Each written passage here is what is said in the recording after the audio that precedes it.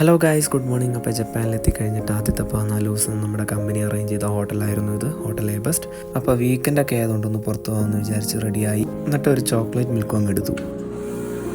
അവിടെ സൈഡിൽ ബിസ്ക്കറ്റും കാര്യങ്ങളൊക്കെ എടുത്ത് വെച്ചിട്ടുണ്ട്. പിന്നെ ബ്രേക്ക്ഫാസ്റ്റ് കുറച്ച് ഹെവി ആയിട്ട് കഴിക്കാമല്ലോ എന്ന് വെച്ചാൽ അതൊന്നും എടുക്കാൻ നിന്നില്ല.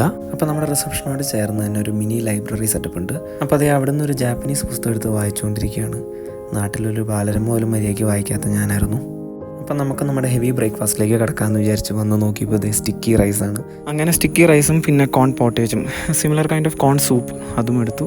പിന്നെ സം വെജ് സൈഡ് ഡിഷും ഉണ്ട് കഴിക്കാനായിട്ട്. ക്യാബേജും ക്യാരറ്റൊക്കെ ഇട്ടിട്ടൊരു സാലഡാണിത്. പിന്നെ പാസ്ത, വൈറ്റ് സോസിൽ ഡിപ്പ് ചെയ്ത പാസ്ത. പിന്നെ സം നോൺ വെജ് വെറൈറ്റീസും ഉണ്ടായിരുന്നു അവിടെ. പിന്നെ finally cold tea, coffee and orange juice ഉണ്ടായിരുന്നു. അങ്ങനെ ശ്രീരാജ് നമ്മുടെ ജാപ്പനീസ് സ്റ്റിക്കി റൈസ് നല്ല ആസ്വദിച്ച് കഴിക്കുന്നുണ്ട്. ഇവനിത് എങ്ങനെയാണ് കഴിക്കുന്നതെന്ന് എനിക്കറിയില്ല. കാരണം ആദ്യത്തെ ഒരു 4-5 ദിവസം കഴിഞ്ഞപ്പോൾ തന്നെ എനിക്ക് മടുത്തായിരുന്നു. പിന്നെ അതേ ചോപ്പ് സ്റ്റിക്കൊക്കെ വെച്ച് ഞാനും കഴിക്കാനായിട്ട് കുറച്ച് പഠിച്ചു കേട്ടോ. എന്നാൽ പിന്നെ ഞങ്ങൾ വീക്കെൻഡൊക്കെ ഒന്ന് വൈബ് ചെയ്യട്ടെ. അതുവരേക്കും സീ യു ഗൈസ്, ബൈ.